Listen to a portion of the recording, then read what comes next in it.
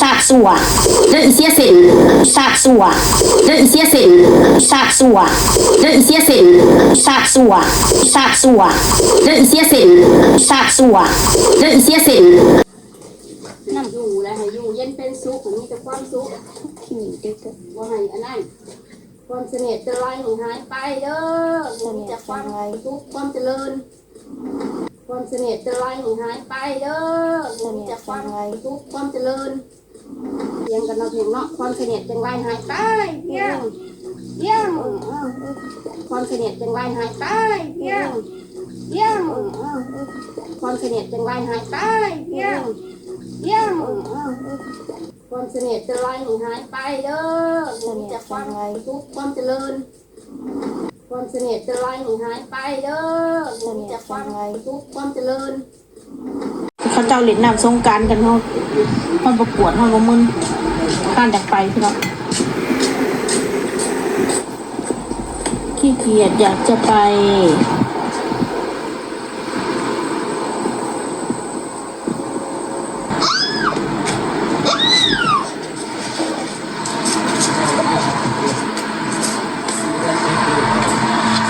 สนใจพายุละนะขอกระยุของคอยไปเขาก็มาด่าเขาทุกคลิปเลยพี่น้องเขาฟังใจกับครอบครัวข่อยน้ำพวกนี้เนาะเขาบอกว่าเขาสั่งเขาเกลียดเขาเกลียดสั่งเลยแต่เขาก็พยายามที่จะพากันเขามาคอมเมนต์ว่าให้ข่อยฟันช็อกโกแลตฟันเขาจะตอบคอมเมนต์เลยคำล่าคือบอกกับยายที่เพิ่นอยู่คะเกิดอะไรขึ้นเพิ่นเบื่อผัวเพิ่นอยู่น้ำผัวแต่บ่อิสระอยากมาอยู่น้ำน้องเห็นน้องอยู่นี่ก็เลยมาอยู่น้ำน้องก่อนผัวเรากลับไปหาไปเยี่ยมลูกเยี่ยมเต่าเราเข้าใจปะถ้าผัวไปอยู่แล้วเพื่อนหลังนั่นกับพี่จะพี่จะน้องเขา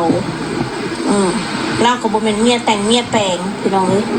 เราก็เราบ่อยากอยู่เราก็เกรงใจเขาถ้าผัวไปอยู่พอผัวเราก็ไปหาลูกหาเต่าเขาเพราะว่าไอ้หน่อยเราก็มีลูกแล้วลูกชายเขาอันนี้ต้องเข้าใจหลานำไม่รู้อีกอย่างนึงน้ำพัวเขาไม่ได้เปิดหูเปิดตาอยู่น้ำข่อยค่ะไม่ได้เปิดหูเปิดตาดอกแต่ข่อยให้ความอิสระได้อยู่น้ำข่อยเสียงดังได้ว่าวดังได้อยากเต้นอยากดองอยากดีดอยากดองได้อยากกินเหล้ากินเบียร์ได้ว่าสันซักแต่อยู่น้ำพัวน่ะมันไม่ตะขอห่างเสียงดังกับบ่ได้กินเหล้ากินเบียร์กับบ่ได้คบหมู่คบพวกกับบ่ได้มันเลยเกิดในการอึดอัดเด้อพี่น้องเด้ออันนี้ฉันจะต้องเข้าใจเอื้อยคอยนำเด้อแต่การนั่งคิงมันเหตุเวียนเหตุงานได้เงินมาหายแม่มันแค่นั้นแหละข่อยนะถ้าวางอยู่น้องข่อยอยู่ได้บ่อยู่ได้แต่ข่อยบ่มีเงินให้เราเพราะว่าภาระคนมันกระลายเจ้าก็ดูอยู่เนาะพี่น้องแล้วเราบรรลุเขาโรงเรียนอีกข่อยยังจะเอาลูกเขาเมื่อกลับไปเขาโรงเรียนอยู่ไทยอีกเจ้าเข้าใจบ่แล้วมีที่ถามว่าคือไปสมัครเรียนน้องมานาไม่ต้องสมัครเรียนเพราะเขามีชื่ออยู่แล้วแค่คอยโทรบอกคุณครูโอนเงินไปจบแค่นั้นเอาน้องเขาเรียนได้เลยเพราะว่าคุณครูเขาเข้าใจลูกเป็นเท่านี้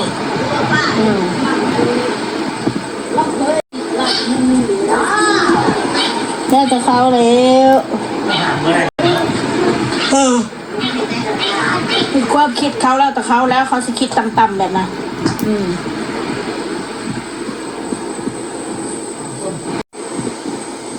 เวลาเราก็ดีพี่น้องเลยอยู่น้ำกันกับไส้กันมันเป็นเรื่องกับปกติเลยน้องเด้อพี่น้องเด้อบางคนกับสิว่าอยู่น้ำก็จะไส้ไรเดอร์สั่นดังซี่FCมันกับอยู่น้ำกันเนาะมอให้ไส้กันนะสิให้ไส้ไผ่ข่อยไส้เจ้าไส้ข่อยเปลี่ยนกันไส้กันเลยน้องอยู่น้ำกันมียังก็กินน้ำกันที่แน่ๆนะคือค่าใช้จ่ายภาระก็คือข่อยอยู่แล้วเวลาเราก็ไม่มีรายได้ซึ่งเจ้าต้องเข้าใจในตรงนี้นะบอกให้ไปแบบ สมมุติว่านั่งคิงเราออกงานมาสิไปอยู่น้องข่อยอีกก็บ่ได้ได้พี่น้องเลยเขาบอกโลดเขาบ่ได้เขาบอกเราเขาบอกเอื้อยเขาเล่าสำหรับเอื้อยนี่ข่อยฮับแต่นั่งคิงนี่เขาบอกไว้เลยว่าข่อยยังบ่ฮับเขาบ่ฮับสร้างร้านบอกว่าสร้างแต่บ่ฮับให้มาอยู่น้ำข่อยเด็ดขาดผมว่าต้องการว่าอยากให้มันเกิดปัญหาสุเจ้าคุณจักบอกแต่สำหรับเอื้อยนะข่อยรักเราเป็นเอื้อยส่วนร้านเนี่ยมันใหญ่แล้วมันหาเงินเลี้ยงตัวคองเองแค่นั้นแหละแล้วลูกจะบริหารงานเหตุการณ์มันจะมาอยู่น้ำกันกับข่อยมาได้เขาเอาได้ขาดเขาบอกว่าเลย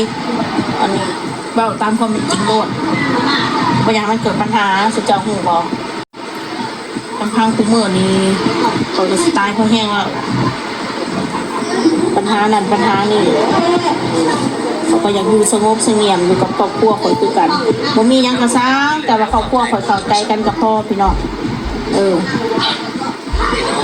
บ่มียังคือหมู่ก็ตามข่อยนะ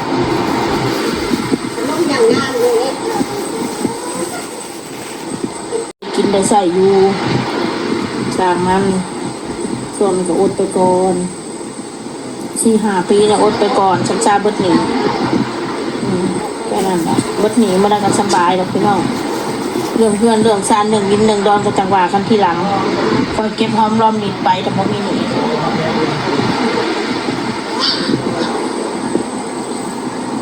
จนมันหนีเฮามองหันแม่ซักหน้าบ่ถึงหลังเดือนชนเดือนเราต้องเข้าใจก็ต้องเข้าใจข่อยนำบางคนว่าเลี้ยงเอาโลดหล่ะเลี้ยงเอาโลดถ้าเขามีเงินเขาบ่มีปัญหาดอกเขาญาติเวลาเขาบ่มีเงินนะเขาบ่มีกำลังซื้อเลี้ยงเรื่อยได้พี่น้องลำพังครอบครัวเขามันก็ลำบากแล้วเจ้าเข้าใจข่อยเนาะอันนี้เนาะไม่จะคอยบอกเล่านะอดเอาปรับพื้นตัวเองได้แล้วก็ต้องไปหาเหตุงานเหตุการณ์มีงานยังเหตุโลดจะเลือกงานแค่นั้นแหละงานคือเงินคืองานเราพี่น้องอ่ะคือข่อยนะจะไปเหตุงานกับยูทูบกับสิบริเหตุเพราะกับคุณค่าเท่าเดิมไปเหตุงานกับเหตุยูทูบเงินกับคุณค่าเท่าเดิมพี่น้องเป็นนั้นเป็นยังเอามาให้เบิ่งจ้ะยังขอทานลูกข่อยนะจ้ะเห็ดอะไรเอาขอบคุณค่ะ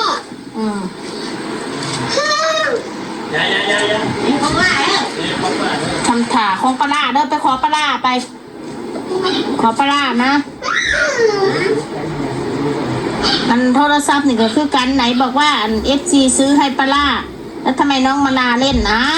ร้านเล่นก็สิเป็นยังล่ะก็สิบ่ให้ร้านเล่นแล้วมันก็บ่โยนดอกเห็นว่าก็ได้ถ้ามันโยนแตกข่อยก็สิรับผิดชอบดอกค่ะว่ามันแตกอะไรก็ได้ก็ได้เราสิเบิ่งแล้วเราก็เบิ่งแต่ YouTube ก่อนเลยเราสิบ่ให้ร้านจับร้านบายเริ่มกับโบแมนเอาใจอยู่ดอกกับคองเป็นเงินเป็นคำเอาอย่าชุกกระดอกกระดิ่อะไรบางเถื่อค่ะได้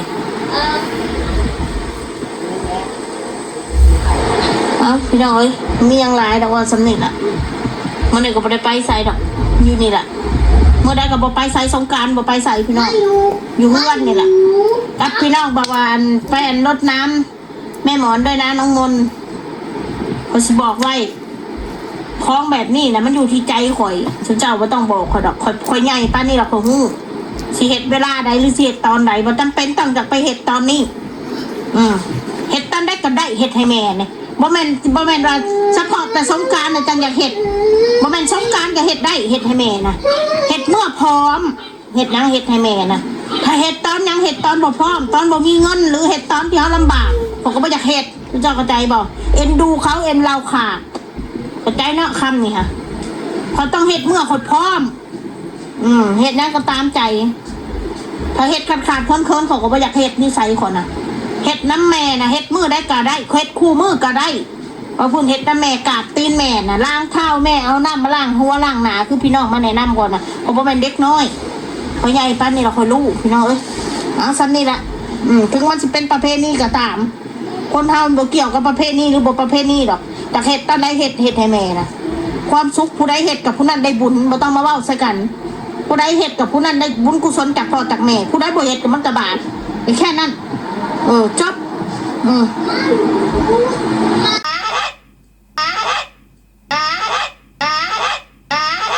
ำนี่เด้ออีเสียเซนทำนี่เด้ออีเสียเซนทำนี่เด้ออีเสียเซนว้าวปะโตเดซานโตพอดีสำใดบ่นางมนเลยดีสำใดมึงกับบ่ได้คบเท่าแต่อันผัวมึงหันดอกกูบ่อยากเว้ามึงกับบ่ได้คบเท่าแต่อันผัวมึงหันดอกกูบ่อยากเว้าเคยมีเจ้าเคยมีแต่เดี๋ยวนี้เจ้าบ่มีแล้วซ้ำนี่เด้ออีเสียเซนซ้ำนี่เด้ออีเสียเซนซ้ำนี่เด้ออีเสียเซนสาดสัวเด้ออีเสียเซนสาดสัวเหนื่อยว่าเล่นละครสาดสัวเด้ออีเสียเซนสาดสัวเหนื่อยว่าเล่นละครเหนื่อยบ่เล่นละครแสดงละครได้ครอบครัวนี่นะกันซะเหนื่อยว่า